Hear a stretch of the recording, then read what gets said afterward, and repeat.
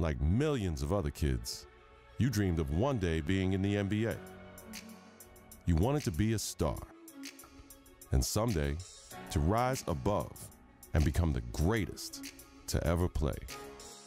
You dreamed of being the one. But the road to stardom is never easy. There are obstacles, injuries, and disappointments. Adversity is universal. It can happen to anyone at any time. And one day, it happened to you. You went from being a guaranteed lottery pick to a kid who may never even play college ball again.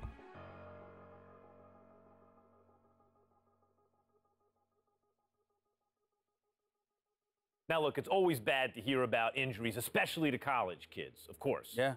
But Stephen A. Smith, this one is particularly disheartening because we are 2 weeks into the season and one of the top NBA prospects in the country goes down potentially with a season-ending injury, a knee injury. That's a killer.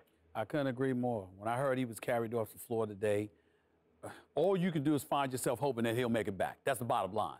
But my heart goes out to him because I didn't expect this. This is a devastating injury. It's never good to have something like this happen to you.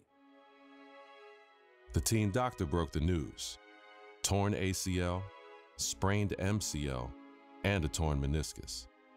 Surgery was scheduled, but your game will likely never be the same. At the 2016 NBA draft, your name is still mentioned. Not as a prospect, but as a cautionary tale.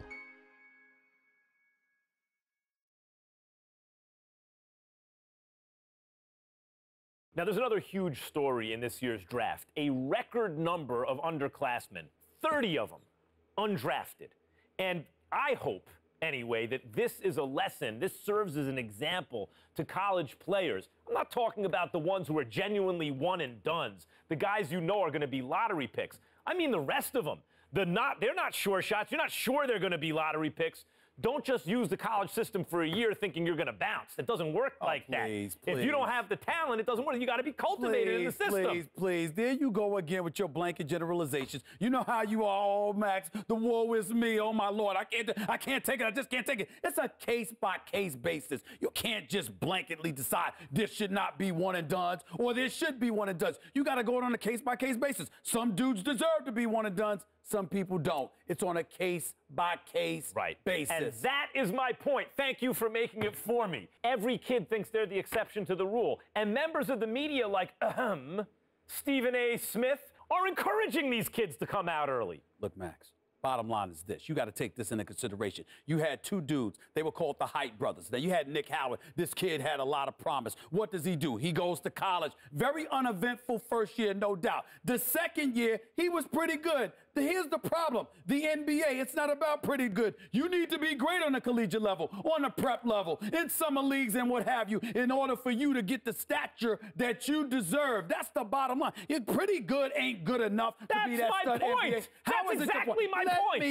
Let me finish. There's another example. I did say the Height brothers. I wasn't talking about one individual. I was talking about two. What happens? One and done in a different way. 1 year, one ACL injury later, and look where he's at now. His future is clearly uncertain. So you got to take advantage of that opportunity because you never know when an injury is going to cost you everything. Stephen A., listen to yourself. Let's listen to yourself for a second. You give one argument for why a kid should come out early, a one-and-done situation. I can give you 30 arguments this morning alone why they should stay in school. And now you have to wonder what a kid like Nick Howard, who has given up his college eligibility, does next. What does he do next? First of all, don't sweat the technique. The argument, or one argument, as long as it's strong enough, that's all that matters. That's number one. Number two, the Height brothers was something special. What they really need to do. I'm going to tell you what they need to do, Max. They need to get back to playing together. My sources are telling me the ACL injury has been completely healed. So go on a pro-am circuit. Go in summer leagues. Do what you got to do to get back on the court together to remind everybody of what you once were. Because once you pull that off, the sky's the limit. That's what they need to do. Get back to playing ball together, because when people see what you can do as one, the other arguments don't really matter. Like I said, don't sweat the technique.